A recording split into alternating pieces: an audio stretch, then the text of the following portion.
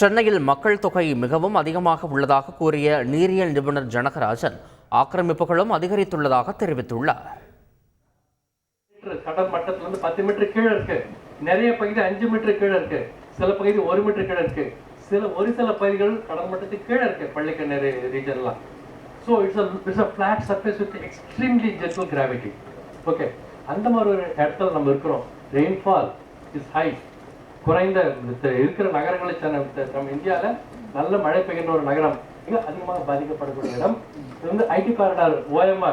இது வந்து இந்த பக்கம் இருக்கிறது ECR, அந்த பக்கம் இருக்கிறது OMR. அவ்வளவு மோசமாக பாதிக்கப்படக்கூடிய இடங்கள். எதனால? கடல் மட்டம் உயர்வதனால, வெள்ளத்தினால இல்ல. அந்த ஆவடி கார்பரேஷனுக்குள்ள 11 ஏரிகள் இருக்கு.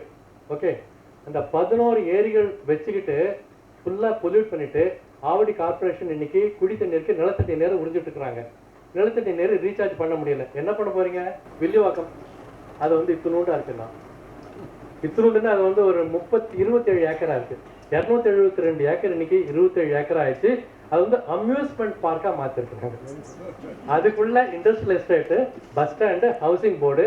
இந்த 2023 மழையில வில்லிவாக்கம் சிட்கோ நகர் நீரில் மூழ்கியதுன்னு நியூஸ்.